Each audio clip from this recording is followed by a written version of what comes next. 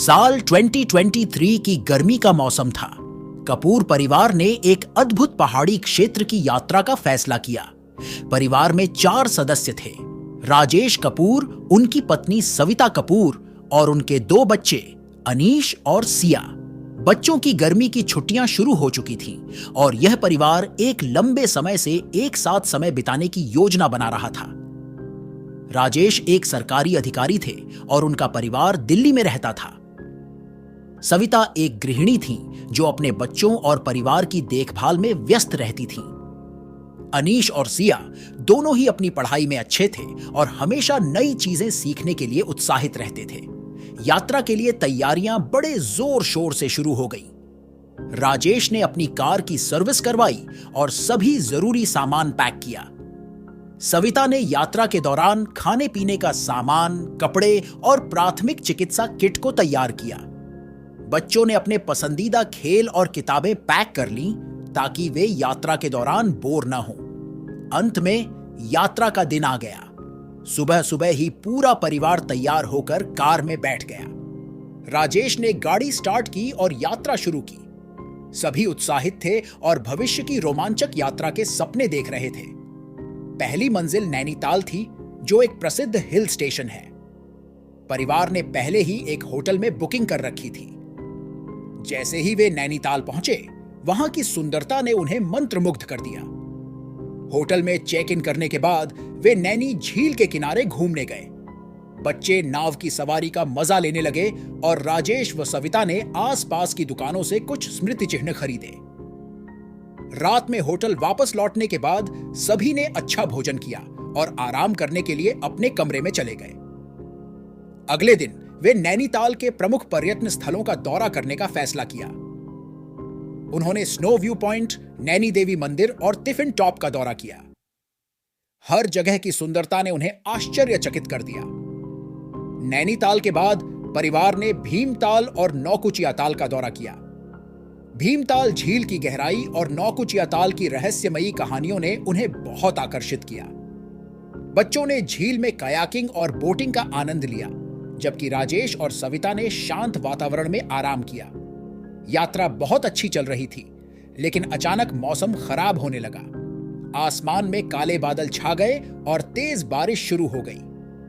राजेश ने गाड़ी चलाते समय सड़क पर पानी के बहाव और फिसलन को ध्यान में रखते हुए बहुत सावधानी से गाड़ी चलाई। एक रात जब वे भीमताल से वापस आ रहे थे, गाड़ी का टायर अचानक पंक्चर हो गया।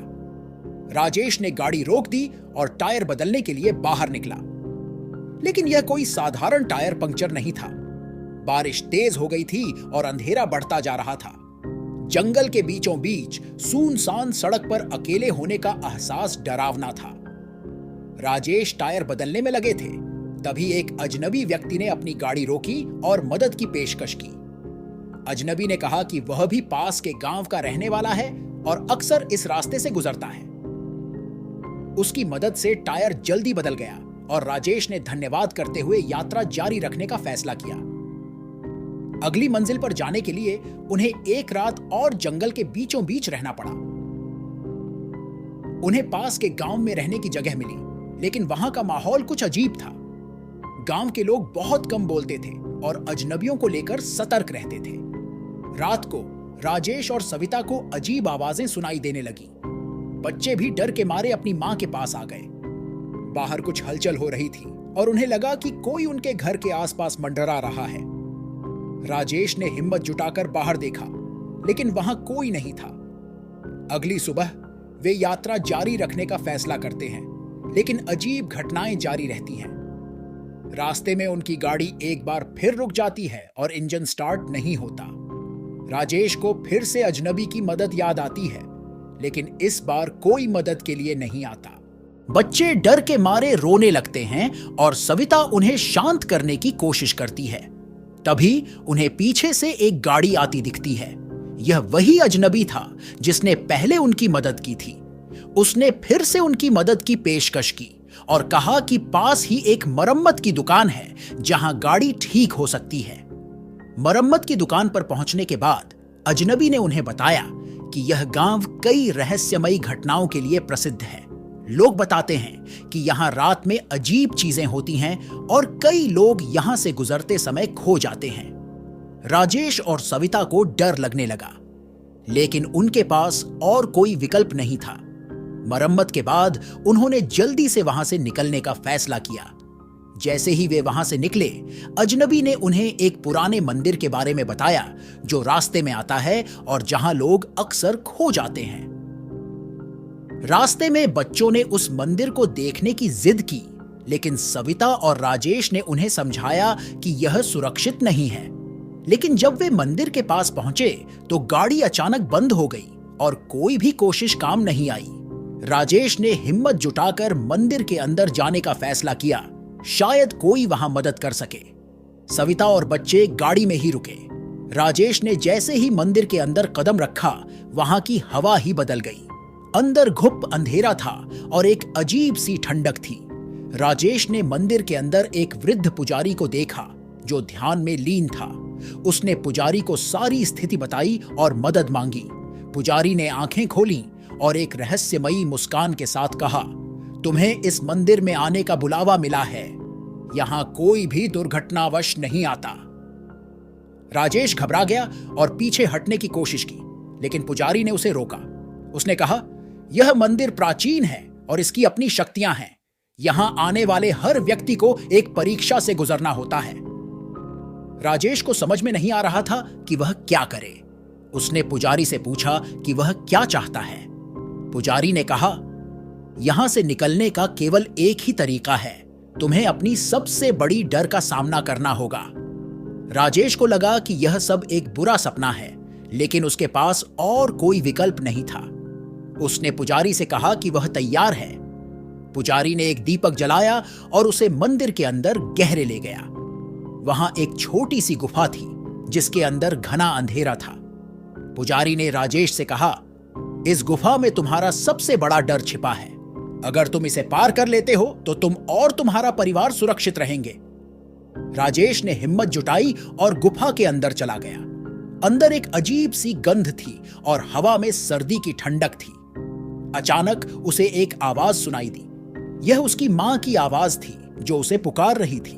राजेश ने पीछे मुड़कर देखा, लेकिन वहां कोई नहीं था।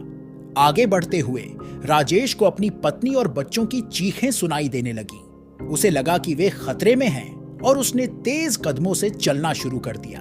गुफा के अंदर का माहौल बेहद डरावना था, लेकिन राजेश ने हिम्मत नहीं हारी। अंत में उसने देखा कि एक बड़ा दरवाजा उसके सामने खुला हुआ था। दरवाजे के उस पार एक अजीब सी रोशनी थी। उसने दरवाजे को धक्का दिया और अंदर प्रवेश किया। वहां उसने देखा कि उसकी पत्नी और बच्चे सुरक्षित खड़े थे। पुजारी भी वहां था जो मुस्कुरा रहा था। पुजारी ने कहा, तुम्हारी परीक्षा समाप्त हुई, अब तुम सुरक्षित हो। राजेश ने राहत की सांस ली और अपने परिवार को गले लगाया। पुजारी ने उन्हें बाहर जाने का रास्ता दिखाया और कहा, याद रखना, यह मंदिर सिर्फ उन लोगों के लिए खुलता है जिनके पास साहस होता है।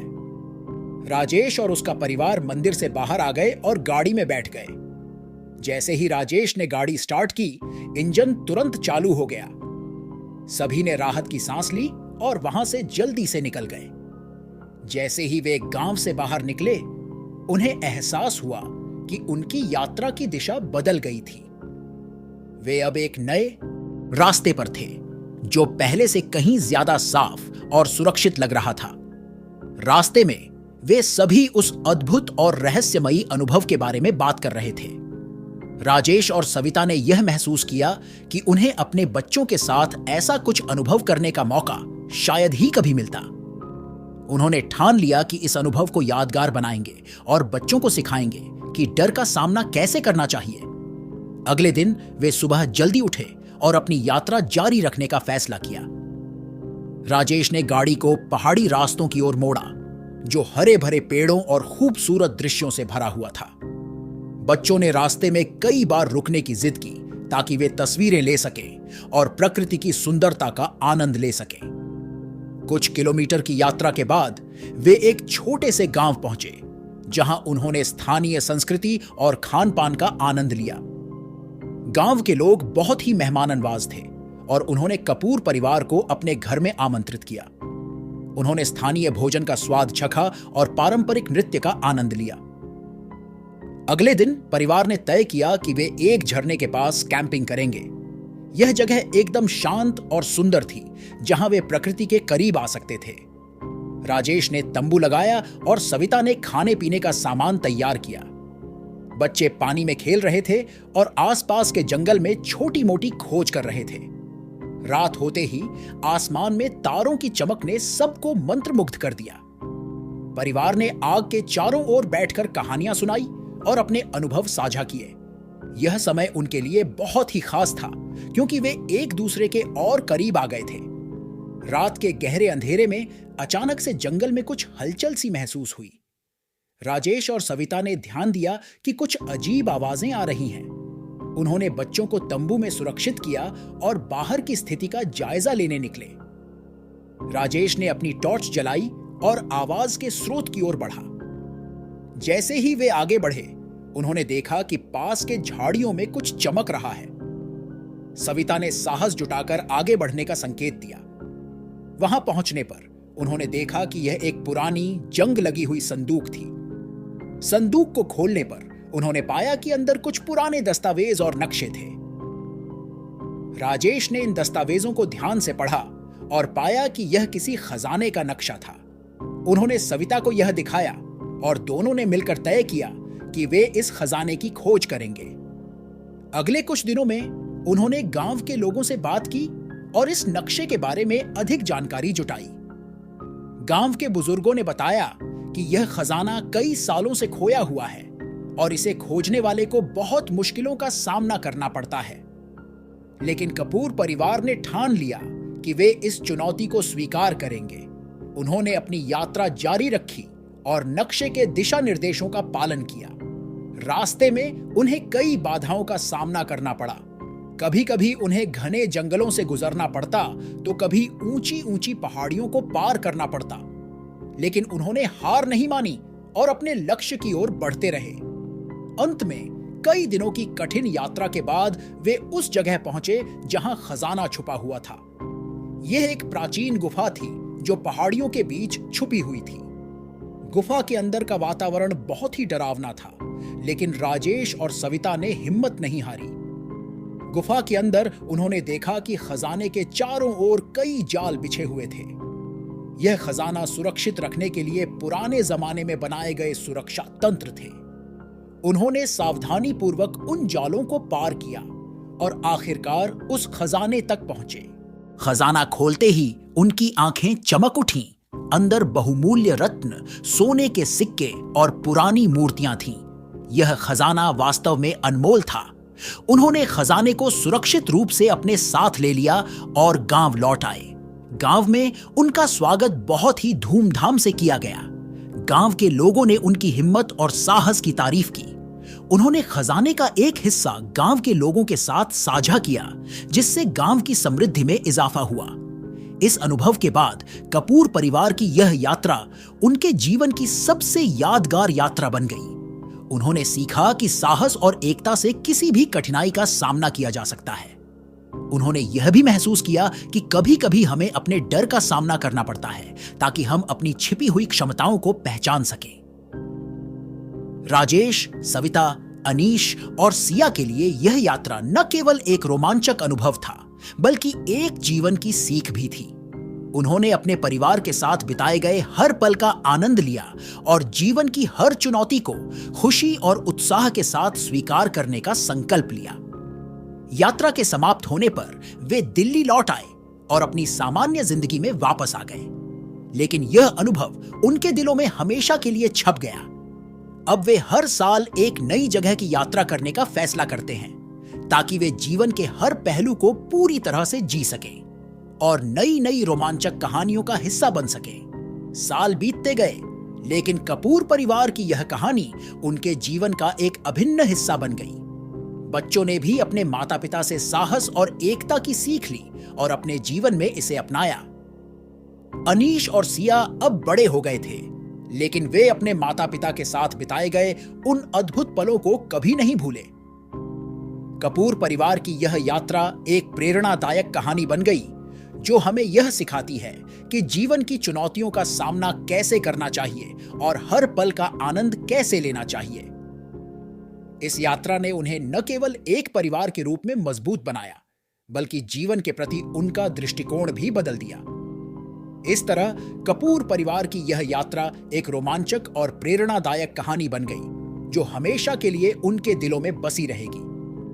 उन्होंने न केवल अपने डर का सामना किया, बल्कि एक नई शुरुआत की और अपने जीवन को नई दिशा दी। यह यात्रा उनके लिए एक अद्वितीय अनुभव बन गई, जिसे वे हमेशा याद रखेंगे और दूसरों के साथ साझा करेंगे। दिल्ली वापस लौटने के बाद कपूर परिवार ने अपने जीवन को पहले से कहीं ज्यादा बेहतर तरीके से जीने का फैसला किया। उन्होंने इस यात्रा से जो सीखा, उसे अपने दैनिक जीवन में लागू करने की कोशिश की।